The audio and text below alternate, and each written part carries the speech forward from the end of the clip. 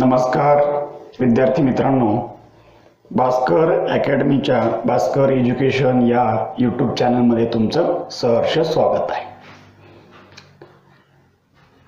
आज आपण 12वी physics state board syllabus board परीक्षा 2021 साठी ऑसिलेशन हा चॅप्टर आपण घेत आहोत। ऑसिलेशन हा फिजिक्सचा एक महत्त्वाचा आणि मॅक्झिमम मार्क याच्यामध्ये मिळवता येतील असा हा चॅप्टर आहे आणि एकदम सोपा, सगळ्याला समजेल असा एक साधा सिंपल पण बराचसा वास्ट, खूप मोठा असा पार्ट आहे। तर आपण आज फिजिक्स मधला ऑसिलेशन हा चॅप्टर आपण सुरुवात करूया। ऑसिलेशन स्टडी करत असताना आपल्याला थोडंसं काही बॅकग्राऊंड, काही इंट्रोडक्शन करणं महत्त्वाचं आहे आणि यामध्ये बेसिकली ऑसिलेशन ही एक मोशन आहे। ऑसिलेशन जे काही आपण दाखवतो हा एक मोशनचा एक भाग आहे। मग त्यासाठी आधी आपल्याला मोशन काय आहे हे माहित पाहिजे। Motion is one of the physical phenomena. काय आहे मोशन? हा एक फिजिकल फेनॉमेनॉन आहे, फिजिकल प्रोसेस आहे। काय आहे? एक फिजिकल प्रोसेस आहे।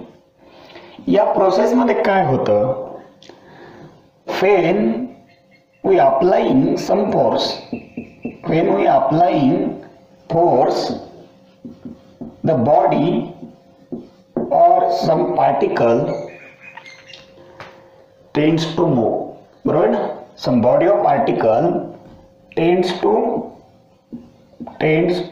move from one place or position to another position, another place, आणि याला आपण काय म्हणतो? मोशन म्हणतो। काहीतरी आपण लिटल बिट कुठला तरी एखादा फोर्स एखाद्या बॉडीवरती अप्लाय केल्याच्या नंतर ती बॉडी काय होणार आहे? मूवमेंट करणार आहे, बरोबर ना? The some of the movement of body it is nothing but motion. काय म्हणूया आपण त्याला? मोशन म्हणूया। मग एक रॅन्डम असे डेफिनेशन आहे, तुम्हाला वेगवेगळ्या ठिकाणी वेगवेगळे डेफिनेशन तुम्हाला पाहायला मिळते, पण मोशनचा मीनिंग तोच आहे। when we applying some force on any body, the body gets moved from one place to other place, and such a movement of that body is known as a motion. Now motion produce होत असताना the body get displaced and the acceleration which is also applied on such a body, acceleration सुद्धा तिथे develop होणारच आहे, बरोबर आहे? त्या ठिकाणी ती बॉडी डिस्प्लेस होणार आहे, एका प्लेस पासून दुसऱ्या प्लेसला जाणार आहे। याचाच अर्थ some work is also done, काहीतरी वर्क तिथं आपल्याला डन होणार आहे, काहीतरी एनर्जी त्या ठिकाणी रिक्वायर्ड आहे। म्हणजे पहा, ओव्हरऑल जर विचार केला मोशनच्या बाबतीमध्ये, आपण नुसता फोर्स अप्लाय केला होता, बॉडी डिस्प्लेस झाली, त्या ठिकाणी एनर्जीची गरज आहे, त्या ठिकाणी काय झाले? वर्क डन झाले। ओके, तर अशा प्रकारे ही एक मोशन आहे। मग ऑसिलेशन आपण स्टडी करत असताना मोशन तितकंच महत्त्वाचा पार्ट आहे। मग आपण मोशनचे काय करतो? बरेच काही डिव्हिजन करतो आपण। आता मोशनचे डिव्हिजन कोणते? तर सम ऑफ दी आपल्या सिलेबसमध्ये आहेत असे काही नावं आपण सांगितली तरी चालते। मग for example linear motion, straight पाथवरती जर आपण एखादी ऑब्जेक्ट जर मूव्ह करू त्याला आपण लिनियर मोशन म्हणतो, बरोबर आहे? त्या ठिकाणी सुद्धा आपण फोर्स अप्लाय करतोय, the body get displace from one place to other place which is also, आपण त्याला काय म्हणूया? Along the straight path, linear motion. Okay, तुम्हाला थोडक्यामध्ये म्हणजे मोशन कशा प्रकारे आहे तर लिनियर मोशन हा पार्ट तुम्हाला माहितीच आहे। देन दुसरा पार्ट आपण लक्षात घेऊया, ही झाली along the straight path from point A to B. थोडंसं बारकाईने लक्ष द्या। त्यानंतर नेक्स्ट जी आहे तर आपण तिला नाव देऊया सर्क्युलर मोशन। कोणती मोशन? Circular motion. भरपूर मोशन आहेत, पण आपण आपल्याला जेवढ्या उपयोगाच्या आहेत, आपल्या सिलेबसमध्ये आहेत, तेवढ्या तुम्हाला अंडरस्टँडिंग करून देण्याचा प्रयत्न करूया. तर circular motion, what is a circular motion? When the body performs a circular path. एक सर्क्युलर पाथ जेव्हा तयार करते, म्हणजेच सर्क्युलर पाथ जर तयार होत असेल, the system consist of some centre. Circle जर तयार होत असेल त्याला सेंटर असू शकतं. मग अशा प्रकारे जर सर्कम्फरन्स जो असेल सर्कलचा, त्या सर्कम्फरन्स वरती जर ती बॉडी रोटेट होत असेल, then it is known as the, याला आपण काय म्हणू शकतो? सर्क्युलर मोशन आपण याला म्हणू शकतोय. म्हणजेच अशा प्रकारे समजा ही this body, the body performs a circular path. काय होईल? ही बॉडी अशा प्रकारे परफॉर्म्स अ सर्क्युलर पाथ. आणि समजा हा सेंटर आहे ना, हा सर्कम्फरन्स आहे. अशा प्रकारे त्याचं रोटेशन आपल्याला पाहायला मिळतं. आता देन नेक्स्ट मोशन, आपण त्याचे एक्झाम्पल बी मी तुम्हाला सांगणार आहे. Then next motion rotational motion. ही सुद्धा काय आहे? एक प्रकारची सर्क्युलर सारखीच आहे. काय करूया? रोटेशनल मोशन आपण लक्षात घेऊया. आणि या रोटेशनल मोशन मध्ये समजा एक बॉडी आहे, एक अशा प्रकारची एक सॉलिड बॉडी आहे असं माना.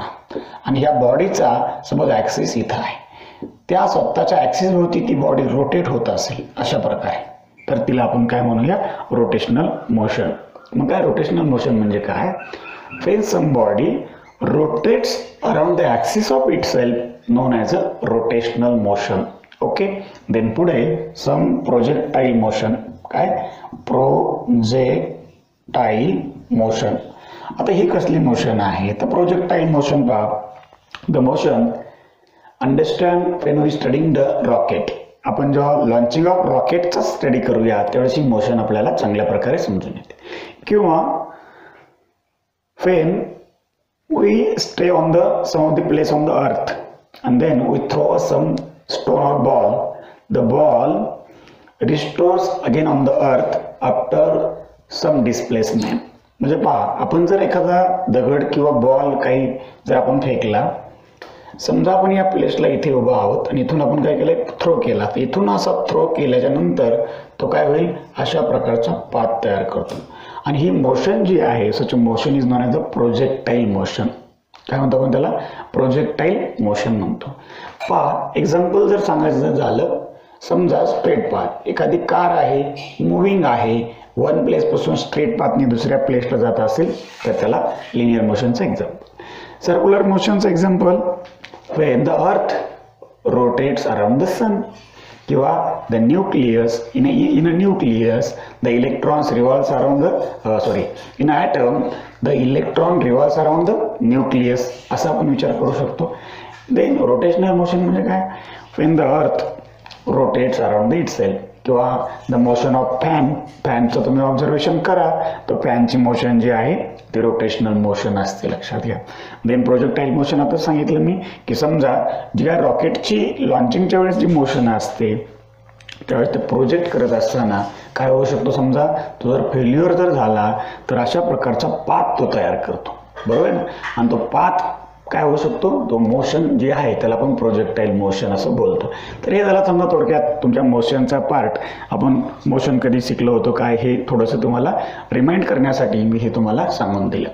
आता पुढचा जो मुद्दा आहे व्हॉट इज ऑसिलेशन. आता ऑसिलेशन म्हणजे काय? की यातल्या कोणत्या पार्टमध्ये ऑसिलेशन येतं? तर आपण सांगूया की सगळ्याच पार्टमध्ये ऑसिलेशन येतं. मग ऑसिलेशन म्हणजे नेमकं काय? बरोबर ना. ऑसिलेशन म्हणजे काय? तर ऑसिलेशन म्हणजे काय असेल? When a particle or body, बरोबर ना, when a particle body movement moves on the along the same path again and again. बरोबर ना. The movement of particle or body आपण त्याला काय म्हणूया? Same path again and again. बघा काय वर्ड आहे? When particle, movement of the particle along the same path again and again. बरोबर ना. म्हणजे याचा अर्थ काय होतोय? Performs a same set of movements again and again. म्हणजे याचा अर्थ बघा, लक्ष द्या इकडं. समजा इथं आपण सर्क्युलर मोशनचा विचार करूया. ऑसिलेशनचं आपल्याला लक्षात घ्यायचं. तर समजा आपण या पॉईंटला आहोत आणि या पॉईंटला असताना आपण अशा प्रकारचं काय केलं? हा set of movement again and again आपण दाखवतो. काय करतोय आपण? हा set of movement again and again दाखवतोय. म्हणजे इथं आलो, पुन्हा फिरून इथेच आलो. पुन्हा फिरून इथे झालं. मग याच्यापैकी वन सेट ऑफ मोमेंट जो आहे is known as a such a one set of moment is known as a what is known as a oscillation, किंवा त्याला दुसरा शब्द काय व्हायब्रेशन्स, किंवा दुसरा शब्द त्याला रोटेशन्स असंही बोलू शकतो. पण ऑसोलेशन हा एक आयडियल वर्ड आहे, त्याच्यामुळे आपण लक्षात येऊ शकतो. म्हणजे काय इथं मी तुम्हाला लिहून दाखवतो. अ पार्टिकल और बॉडी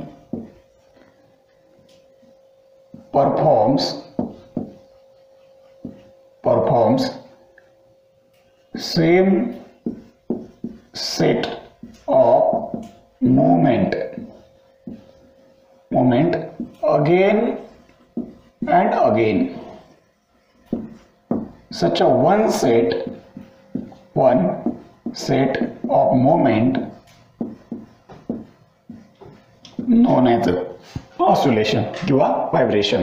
बरोबर ना, त्याला आपण ऑसोलेशन किंवा व्हायब्रेशन म्हणतो. लक्षात घ्या, याप्रमाणे आपल्याला त्याचं अंडरस्टँडिंग करता येईल. Then what is a periodic motion.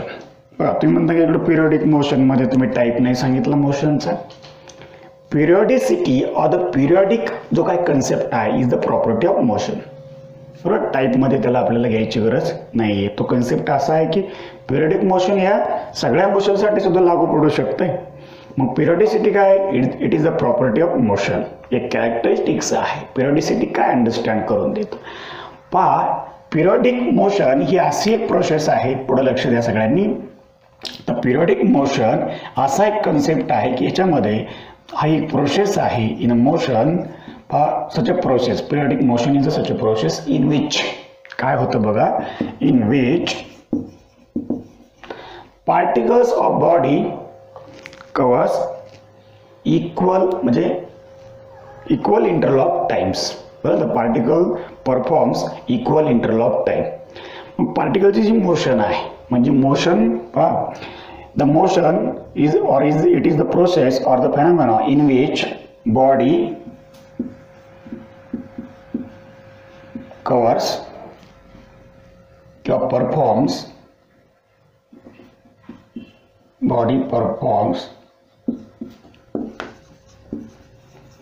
in equal interval of time. Equal interval of time म्हणजे काय, समजा एखादी बॉडी समजा काहीतरी परफॉर्म करते, त्याचा पाथ कव्हर करते. मग समजा मी असं लक्षात घेतलं, या पॉईंट आहे, हा पॉईंट, इथून समजा ही इथपर्यंत जात असेल, त्याला टी टाइम लागत असेल. पुन्हा काय झाला, इथपर्यंत येऊ शकतोय, टीच टाइम लागतोय.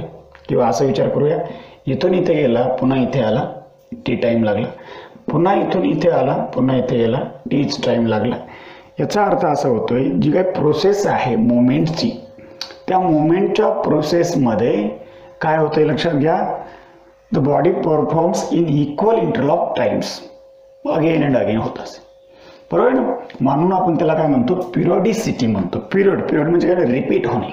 बरोबर ना, रिपीट्स असं टाकू शकतो आपण.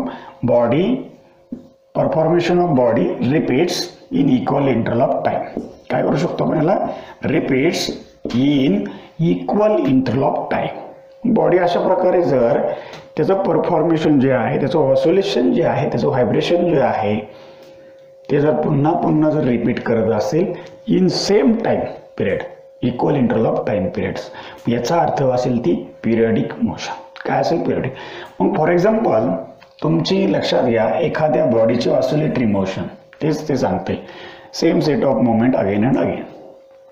मग ही जी काय ऑसिलेशन आहे आणि जी काय ऑसिलेटरी मोशन आहे, बरोबर ना, आपण त्याला ऑसिलेटरी मोशन म्हणतो, लक्षात घेतो. मग ही जी काय म्हणणारे आपण जी ऑसिलेटरी मोशन आहे is the periodic motion. He periodic motion असू शकते का, यस. तर ही काय आहे, एक पिरियडिक मोशन आहे, लक्षात घ्या. म्हणजे the oscillatory motion this is perform by any particle body in a such a system is known as a also किंवा is known as a periodic motion also. तिला आपण पिरियडिक मोशन सुद्धा म्हणू शकतो. मग आता काय करूया, इकडे येऊया. समजा या ठिकाणी असलेली व्हेकल ती काय होते, इथून इथे जाते आणि पुन्हा इथे येते, तेव्हा त्याला 50 मिनिट टाइम लागतो. पुन्हा तीच व्हेकल इथून इथून जाते, तिला पुन्हाही 50 मिनिटं टाइम लागतो. पाथ सेम आहे आणि त्याला लागणारा टाइम सुद्धा सेम आहे. म्हणजे काय होते, repeats in equal interval of times. म्हणजे such a motion which is also a periodic motion. पण कशी आहे, लिनियर आहे. कशी आहे, अलॉंग द लिनियर पाथ. आता मी तुम्हाला या लिनियर मोशनसाठी अजून एक एक्झाम्पल सांगेल आणि तुमच्या जे परिचयाचं आहे ते कसं, तर तुम्ही कधी स्विंग मशीन पाहिलेली असेल, बरोबर ना. कोणती मशीन पाहिलेली असेल तुम्ही बघा. ऑसिलेटिव्ह मोशनचे काही एक्झाम्पल्स तुम्हाला मी सांगेल. स्विंग मशीन, सिलाई मशीन आपण त्याला म्हणतो. काय म्हणतो लक्षात घ्या. तर स्पेलिंग असं आहे सेविंग, पण त्याचं प्रोनाऊन्सिएशन असं आहे स्विंग मशीन. म्हणजे सिलाई मशीन जर तुम्ही पाहिलं असेल तर सिलाई मशीनची जी निडल आहे, बरोबर ना, जी काय निडल आहे त्या निडलची तुम्ही मोशनची स्टडी करा. सारखी अप डाऊन होत असेल आणि तिचा जो काही स्पेस आहे तो पेस आणि त्याला लागणारा टाइम यांचं जे मॅनेजमेंट आहे ते कसं आहे, सेम इक्वल इंटरवल ऑफ, बरोबर ना, इक्वल स्पेस. म्हणजे इक्वल टाइम पिरियडमध्ये इक्वल स्पेस अशा प्रकारचं त्याचे मोशन पुन्हा पुन्हा खालीवर होत असेल. एवढा स्पेस आहे समजा असा आणि त्यासाठी लागणारा टाइम एवढा आहे. तर अशा प्रकारची जी मोशन आहे कशी आहे, लिनियर पिरियडिक मोशन आहे. कशी आहे ती, लिनियर पिरियडिक मोशन. एक्झाम्पल एकदम चांगल्या प्रकारचं आहे, तुम्हाला लक्षात राहण्यासाठी लक्षात घ्या. आता दुसऱ्या बाजूला आपण जाऊया. समजा एखादी सर्क्युलर मोशन आहे. बघा, अर्थ रोटेट्स अराउंड द सन. असं कधी झालंय का की आजच्या दिवसाला अर्थनी काय केलं, 20 तासामध्येच रोटेशन केलंय, बरोबर आहे, सॉरी 365 दिवसामध्ये जे रोटेशन होत असतं समजा 300 दिवसामध्ये झालं एखाद्या वर्षामध्ये, किंवा पुढच्या वर्षामध्ये 400 दिवसामध्ये झालं. असं होतंय का कधी, नाही आहे. रेग्युलरली अर्थ काय होते, त्या सन भोवती रोटेट होत असताना काय करते लक्षात घ्या. अशा प्रकारचं मोशन परफॉर्म करत असताना, रिव्होल्युशन करत असताना ती काय करते, इक्वल टाइम पिरियड मेंटेन करते. बरं, थोडाफार निग्लिजिबल फरक असू शकतोय, पण आपण काय करतो 365 किंवा 366 दिवस हे जे अप्रॉक्सिमेटली व्हॅल्यू आहे ते आपल्याला कायमस्वरूपी तेवढं मिळतं. का जेव्हापासून या जगाचा शोध लागला तेव्हापासून काय डेचा टाइम किंवा इयरचा टाइम काय हा वेगळा वेगळा होत गेलाय का, नाही आहे, बरोबर आहे ना. मग तशा प्रकारे जी मोशन आहे ही जी आहे ही सुद्धा एक पिरियडिक मोशन आहे. मग पिरियडिक मोशनमध्ये आपल्याला अजून ऑसिलेटरी मोशन ती सुद्धा आहेच. मग मला सांगा, मग जी सर्क्युलर मोशन जी आहे ती सुद्धा ऑसिलेटरी मोशन आहे आणि तीच काय पिरियडिक मोशन सुद्धा आहे. आपण इथे एक एक्झाम्पल आपण ऍड करू शकतो. Earth revolves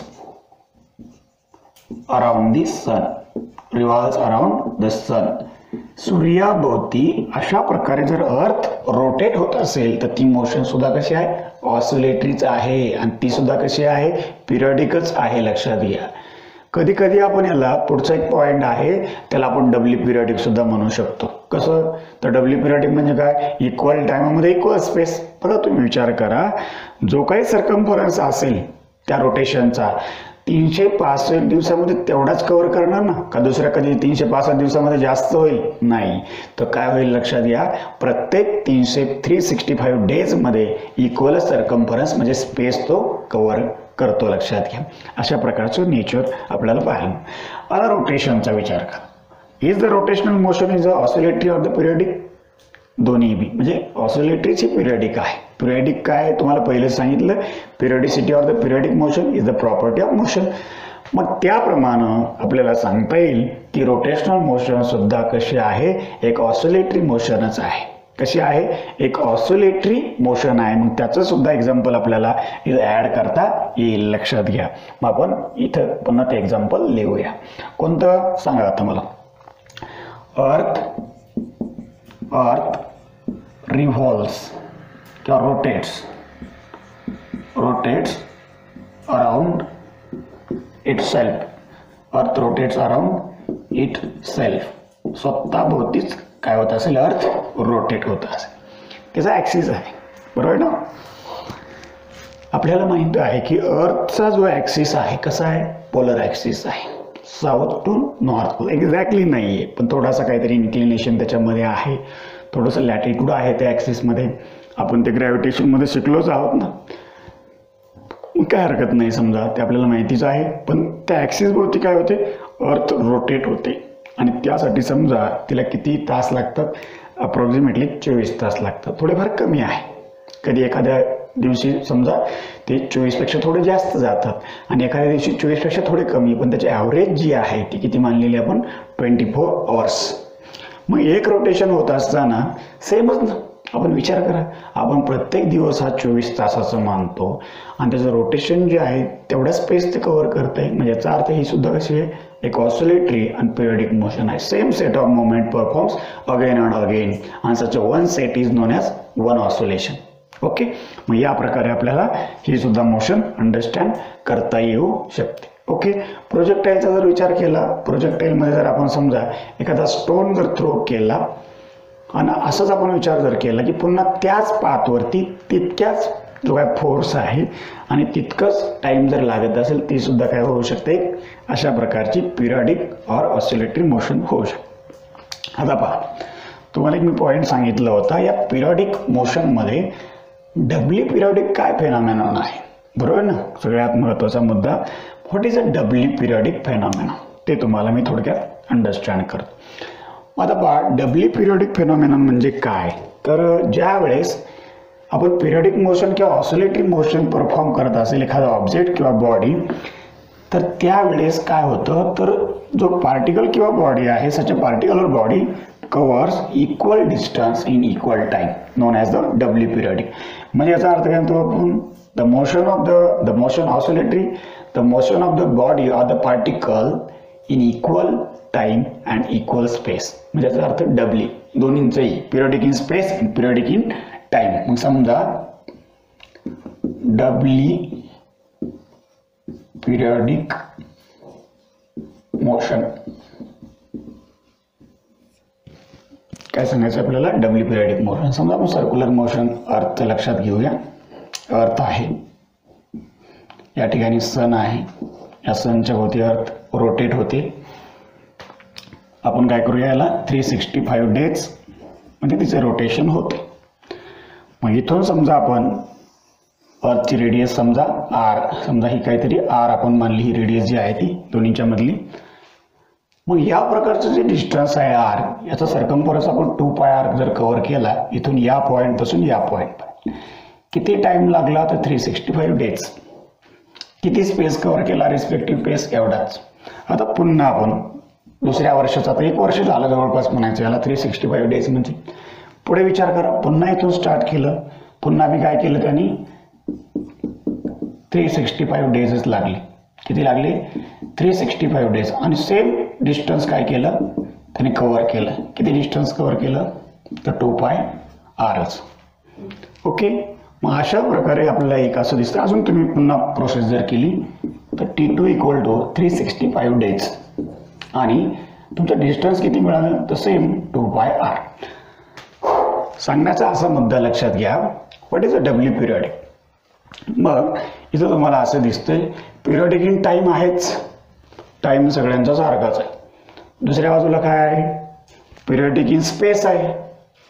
periodic in time आहे as well as periodic in space आहे, म्हणजे सारखं डिस्टन्स कव्हर करतं आणि टाइम तर सारखाच आहे. म्हणजे याचा अर्थ आपण म्हणतोय, in the motion of body which is periodic in space as well as periodic in time, this is known as the doubly periodic phenomenon. Okay, लक्षात घ्या. आता पुढचा मुद्दा जो आहे,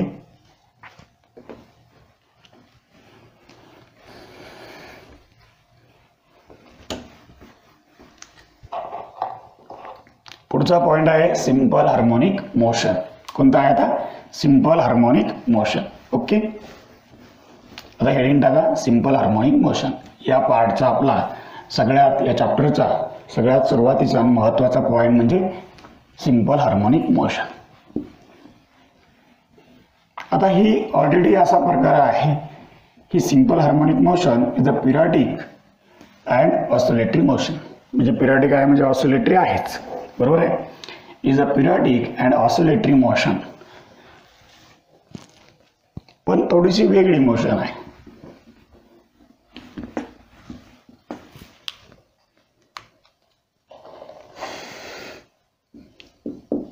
सिंपल हार्मोनिक मोशन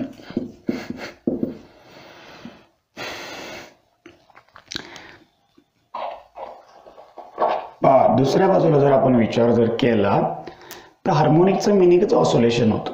काय होतं लक्षात घ्या, जे काय हार्मोनिक हा वर्ड आपण यूज करतो याचाच मिनिंग ऑसोलेशन होतो. म्हणजे याचा अर्थ काय होतोय, the set of movement performs again and again. याचा अर्थ असा आहे, तो जो काय सेम सेट ऑफ मुवमेंट आहे पुन्हा पुन्हा रिपीट होतो त्याला आपण हार्मोनिक्स असं बोलतो किंवा हार्मोनिक असं आपण बोलतो. तसा तो वर्ड आहे, लक्षात घ्या. मग सिंपल हार्मोनिक मोशन म्हणजे काय, तुम्हाला डायग्रामॅटिक थोडंसं मी दाखवतो. समजा ही मोशन आहे आपल्याकडे, असं याला मोशन ऑफ सिंपल पेंडुलम. तुमच्या लक्षातच आहे सिंपल पेंडुलम कसा असतो, motion of simple pendulum. Okay, या ठिकाणी रिजिड सपोर्ट आहे आणि अशा प्रकारे हा पेंडुलम मुवमेंट करतो. त्याचा हा पाथ आहे मुवमेंटचा. या ठिकाणी त्याची मीन पोझिशन आहे, या ठिकाणी एक एक्स्ट्रीम पोझिशन आहे आणि दुसरी एक्स्ट्रीम पोझिशन इकडे आहे. मग आपल्याला जो काय पॉइंट लक्षात घ्यायचा आहे तो पॉइंट असा आहे पहा, the motion of the simple pendulum which is also periodic. मग असं एक्झाम्पल सांगायचं राहील आपल्याला. The motion of the simple pendulum किंवा सेकंड पेंडुलम किंवा एनी टाईप ऑफ पेंडुलम जो काय आहे त्या पेंडुलमचा थोडासा विचार जर आपण केला, which is also a periodic as well as the oscillatory motion. Okay, मग आपल्याला काय सांगायचं की सिंपल हार्मोनिक मोशन काय आहे. म्हणजे जी हार्मोनिक मोशन आहे ही एक ऑसिलेटरी मोशन आहे, which is also periodic motion आहे. पण याच्यामध्ये थोडासा एक पॉईंट वेगळा आहे. म्हणजे आपल्याला डायरेक्ट कन्सेप्च्युअली इथं जायचं, त्याला आपल्याला डायरेक्ट ऑपरेशनच करायचं असा विचार करा. मग पूर्ण विचार करायचा, नुसतं ओव्हरऑल आपल्याला वर्डमध्ये गुंतून राहायचं नाही की पिरियडिक आहे आणि ऑसिलेटरी आहे. तर मग काय आपल्याला अंडरस्टँड करायचं ते मी सांगतोच तुम्हाला. समजा आपण असं केलं, या मोशन ऑफ सिंपल पेंडुलममध्ये या पॉइंटला आपण बॉब आहे बघा, बॉब कुठे आहे, या पॉइंटला आहे. हा बॉब काय केला आपण, पुश केला आणि काय केला, इथे गेल्यावरती तो सोडून दिला, रिलीज केला. बघा आपण काय केलं, याला इथून गृहीत धरला, याला फोर्स अप्लाय केला, इथे घेऊन गेलो, पुन्हा आपण सोडून दिला. हा बॉब इकडं घेऊन जात असताना आपण काय केलं, त्याला इतका फोर्स अप्लाय केला, म्हणजे तो मेन पोझिशन पासून काय आला, इकडे जात असताना डिस्प्लेस झाला. काय आला, तो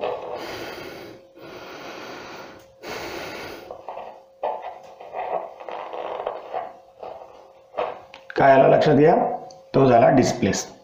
ओके, मग तो डिस्प्लेस झाल्याच्या नंतर तो कुठे आला, एक्स्ट्रीम पोझिशनला आला. पण मला सांगा, तो जेव्हा एक्स्ट्रीम पोझिशनला आलाय त्या ठिकाणी ज्याची जी काय मोशन आहे, ज्याचा जो काय कन्सेप्ट आहे त्याचा जर आपण विचार केला तर तो काय होईल, त्या एक्स्ट्रीम पोझिशनला आल्यानंतर रिलीज केल्यानंतर पुन्हा काय होईल, तो रिटर्न जाणार आहे मेन पोझिशनला. मग रिटर्न जात असताना तो तसाच गेला का, नाहीये, त्याच्यावरती काहीतरी फोर्स अप्लाय होतच असेल ना. फोर्स अप्लाय नाही झाला तर काय होणार नाही, बॉडीची मुवमेंटच होणार नाही, हे तर आपल्याला माहितीच आहे. मग काय होईल, या पॉईंटला आल्यानंतर याच्यावरती पुन्हा एक सेम फोर्स जितका इकडून इकडे जाण्यासाठी अप्लाय केला होता तितका सेम फोर्स इथे याच्यावरती अप्लाय होतो आणि त्याला आपण काय म्हणूया, रिस्टोरिंग फोर्स. म्हणजे काय करतो, the force which is acted on such a bob of the simple pendulum and it restores to the its mean position. तो काय करतोय, त्याला mean पोझिशनला घेऊन जातो, लक्षात घ्या. मग हा रिस्टोरिंग फोर्स आहे. आता एक बाब तुमच्या लक्षात आली, इथून इथे जाण्यासाठी एवढा फोर्स, हा रिस्टोरिंग फोर्स, इतका डिस्प्लेसमेंट तुम्हाला मिळते. रिस्टोरिंग फोर्सची डायरेक्शन आणि तुमच्या डिस्प्लेसमेंटची डायरेक्शन ह्या दोन्ही वेगळ्याच आहे. आता पहा, याच्यामध्ये तुम्हाला मी जे काय डायग्रामॅटिकली सांगितलं तेच फक्त थेरॉटिकली अंडरस्टँड करून देतो. पहा, सिंपल हार्मोनिक मोशन इज पहिल्यांदा सांगू आपण, periodic motion is a periodic motion. The motion which is a periodic oscillatory motion in which काय होते, द रिस्टोरिंग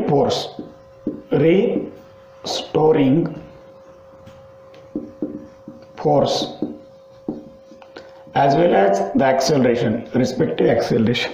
मला सांगा, जर फोर्स असेलच तर याच्यामध्ये काय असू शकतं, ॲक्सेलरेशन सुद्धा असू शकतं ना. कारण त्या बॉबचं जे मास आहे, त्या पार्टिकलचं जे मास आहे ते स्मॉल एम.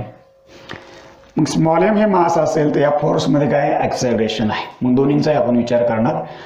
रिस्टरिंग फोर्स और the acceleration is directly proportional. बघा समजून घ्या, डायरेक्टली प्रोपोर्शनल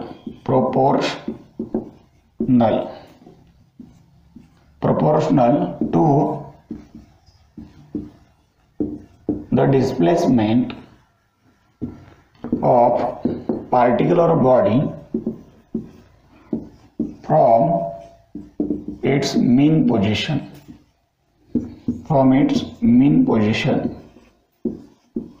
known किंवा आपण असं सांगूया from its mean position and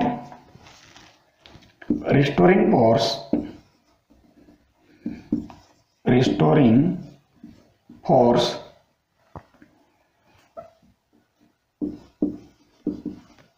किंवा acceleration and displacement are opposite to each other, opposite to each other. दोन्ही कशा आहेत, एकमेकांच्या अपोजिट आहेत. Restoring force and acceleration is directly proportional to the displacement of a particle from its mean position पासून. Restoring force हा directly proportional to the displacement. पण कुठून आहे displacement from the mean position.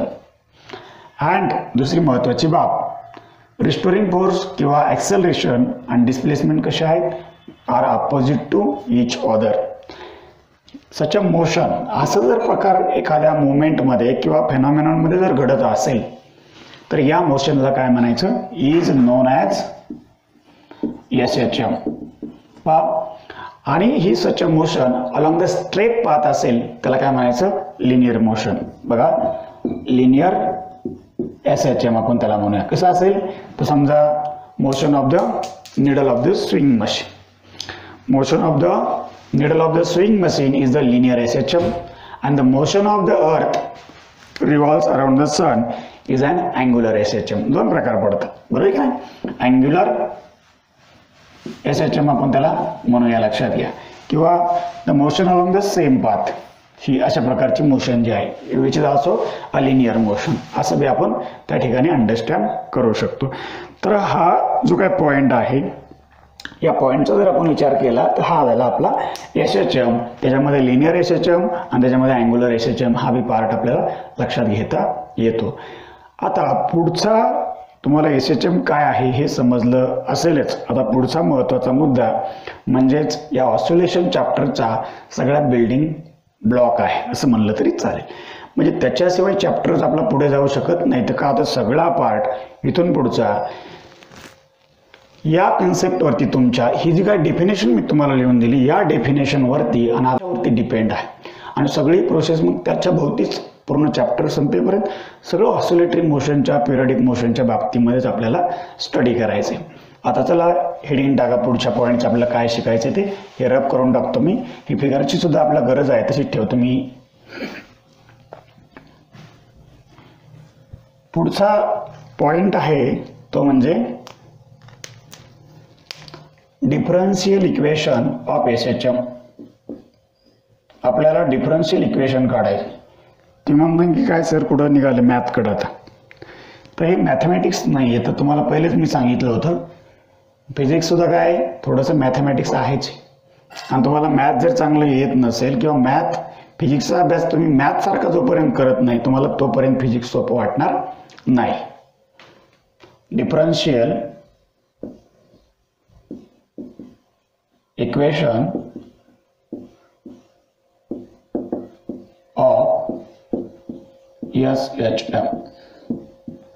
Differential equation of SHM म्हणजे काय असलं पाहिजे तर हे डेरिव्हेटिव्हच्या स्वरूपात, in the form of derivative. तुम्हाला माहितीच आहे. मग समजा आपण असं केलं, ही मोशन ऑफ सिंपल पेंडुलम आपण गृहीत धरली. Let's consider the motion of simple pendulum.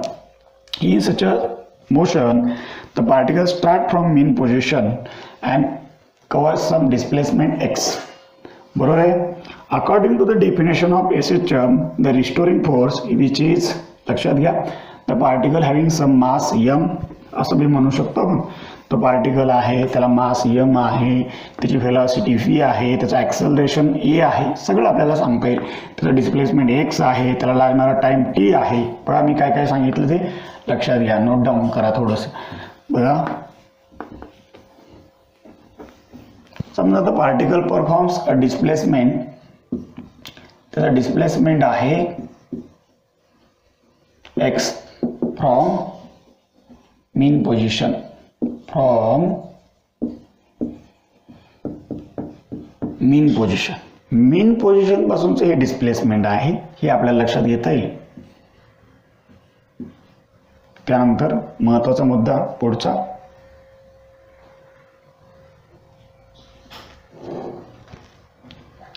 त्यानंतर mass of particle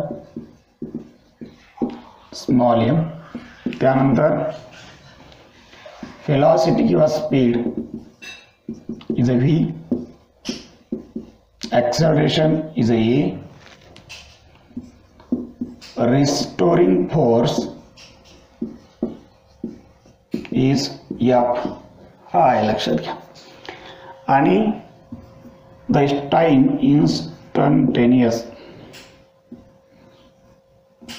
instantaneous time is a small t. अशा प्रकारे समजा ह्या एवढ्या बाबी आपल्याकडे आहेत आणि पार्टिकल काय होतं, डिस्प्लेस होतं फ्रॉम मीन पोझिशन. त्याची व्हेलॉसिटी v आहे, त्याचं ॲक्सेलरेशन, त्याचा मास m आहे, ॲक्सेलरेशन a आहे, रिस्टोरिंग फोर्स f आहे आणि टाइम त्याला लागणारा t आहे. तो t टायमामध्ये x इतकं डिस्प्लेसमेंट जर कव्हर करत असेल when the mass is m and the velocity v, acceleration a. बघा आता अकॉर्डिंग टू द डेफिनेशन काय सांगते आपल्याला का, तर कोणाची डेफिनेशन, तर ही फिगर मी पुन्हा रब करून टाकतो तुमच्या समोर आहेच. तर पहा लक्ष द्या, डेफिनेशन काय सांगते. तर डेफिनेशन आपल्याला सांगते पहा, the restoring force by definition of SHM, by definition of SHM, restoring force which is directly proportional to the displacement, आणि ते आपल्याला माहितीच आहे, ते मीन पोझिशन पासून आहे. मग F is proportional to the x, but opposite direction दोन्हींची, हे का नाही, दोन्हींची काय आहे, अपोजिट डायरेक्शन आहे. मग अपोजिट डायरेक्शन आहे तर कसं सांगता येईल आपला, F is proportional to the -x. Okay, opposite direction असल्यामुळं दोन्हीला जर आपण वेक्टरचा जर विचार जर केला तर दोन्हींच्या डायरेक्शन दोन्हीकडे आहेत. म्हणजे काय करावं लागेल आपल्याला, असं लिहिताना मायनस लिहावं लागेल, तेव्हा तर ते कम्प्लीट होईल, लक्षात घ्यावं लागेल. मग याचा अर्थ F is directly proportional to -x. पुन्हा आपण याला काय करूया, इक्वल करूया, F is equal to minus तसाच h इंटू x. आता याच्यामध्ये के मिळाला, व्हॉट इज अ के. आता के काय आहे त्याला आपण मानूया फोर्स कॉन्स्टंट. काय मानूया आपण त्याला, फोर्स कॉन्स्टंट मानूया. एक काय आहे तो, एक कॉन्स्टंट आहे, प्रोपोर्शनल कॉन्स्टंट आहे. मग फोर्स कॉन्स्टंटचा जर विचार केला मॅग्निट्यूड मध्ये, तो काय मिळतो आपल्याला, एफ अपॉन एक्स, किंवा तो आपल्याला काय मिळतो, ma अपॉन एक्स असंही मिळू शकतो ना. एफ म्हणजेच ma असंही आपल्याला बोलता येईल. पण याचा जर मिनिंग आपण लावला तर फोर्स कॉन्स्टंट काय मिळतो आपल्याला, तर force constant it is nothing but दुसरं काही नसून काय आहे, तर द फोर्स, बरोबर ना, restoring force per unit displacement. काय आहे, restoring force per unit displacement of particle from its mean position. बरोबर आहे ना. म्हणजे जर युनिटचा जर विचार केला या फोर्स कॉन्स्टंटच्या, तर न्यूटन डिवायडेड मीटर, बरोबर आहे की नाही. न्यूटन पर मीटरचा आपण असा विचार त्या ठिकाणी करू शकतो. तर या ठिकाणी हा अशा प्रकारचा हा फोर्स कॉन्स्टंट आपल्याला मिळू शकतो. आता विषय सोडून द्या, आता फोर्स कॉन्स्टंटचा आपल्याला कॅल्क्युलेट करायचं डिफरन्शियल इक्वेशन, त्या SHMचं ते कसं मिळतं ते आपण लक्षात घेणारच आहोत. तर हे जे एक्झाम्पल लिहिलं आहे याला आपण इक्वेशन नंबर 1 मानूया. काय करूया, नंबर 1 मानूया. इथपर्यंत तुम्ही नोट डाऊन करून घ्या. चला,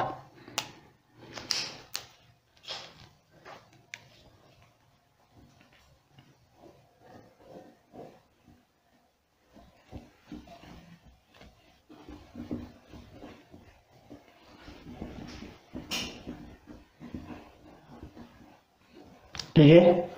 लिहा आता पुढे. We no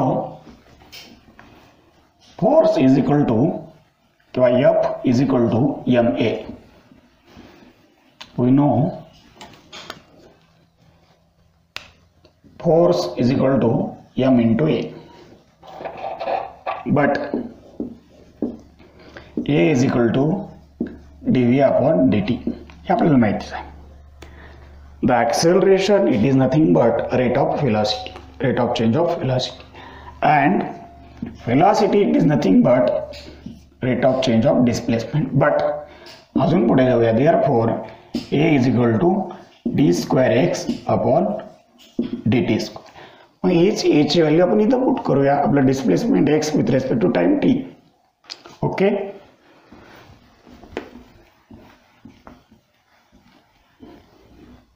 Therefore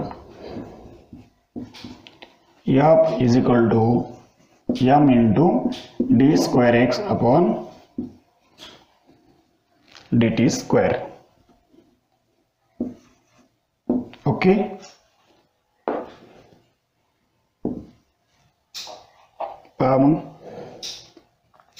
he value याला इक्वेशन नंबर 2 लिहा आणि काय करा, इक्वेशन 1 आणि 2 कंपेअर करा. एकदम सोपा असा पॉइंट आहे. चला इक्वेशन 1 आणि 2 कंपेअर करा. By comparing equation 1 and 2, by comparing equation 1 and 2 काय मिळेल, m into d square x upon dt square is equal to minus kx. पुढे m ने डिवाइड करा राइट साइडला, is equal to minus k upon m into x. Put omega square equal to k upon m किंवा omega equal to under root k upon m किंवा k equal to m omega square ह्या values आहेत त्याच्या. मग ही value आपण put करू शकतो. Therefore d square x upon dt square equal to minus omega square into x. ती जर लेफ्ट साइडला आपण शिफ्ट केली तर काय होईल बघा, plus omega square into x is equal to 0 आणि हे मिळेल आपल्याला रिक्वायर्ड डिफरन्शियल इक्वेशन. काय आहे, required differential equation of SHM. तर हे सगळ्यांनी लिहून घ्या. तर अशा प्रकारचा एक मॅथमॅटिकल पार्ट आहे. आपण by the definition of SHM आपण काय केलं, वी हॅव टू डिराइव्ह. आपण ते डिराइव्ह केलंय की अशा प्रकारे आपल्याला काय मिळतं, डिफरन्शियल इक्वेशन ऑफ SHM मिळतं. या ठिकाणी here omega is a angular velocity किंवा आपण त्याला फ्रिक्वेन्सी सुद्धा बोलतो, अँग्युलर फ्रिक्वेन्सी किंवा अँग्युलर व्हेलॉसिटी. ओके. तर अशा प्रकारे आज आपण ऑसिलेशनचं चॅप्टर सुरू करून त्यामध्ये जो काय पॉईंट आपण कव्हर केला तो म्हणजे बेसिकली सगळे कन्सेप्ट आपण अंडरस्टँड केले. ऑसिलेशनचे वेगळ्या वेगळ्या मोशनचा आपण पार्ट आपण बघितला. त्यानंतर आपण आपला जो महत्त्वाचा पार्ट आहे तो म्हणजे SHM, सिंपल हार्मोनिक मोशन. त्याच्यामध्ये लिनियर SHM, त्याच्यामध्ये angular SHM, definition of the SHM हा कन्सेप्ट आपण पाहिला. आणि त्यानंतर लास्टला आपण आज differential equation of SHM, simple harmonic मोशनचं डिफरन्शियल इक्वेशन किंवा डेरिव्हेटिव्हचं इक्वेशन कसं येतं तर ते सुद्धा आपण अंडरस्टँड केलं. तर पुढच्या पार्टमध्ये आपण बराच काही पार्ट आपण पाहणार आहोत, ते पुढच्या लेक्चरमध्ये बघूया.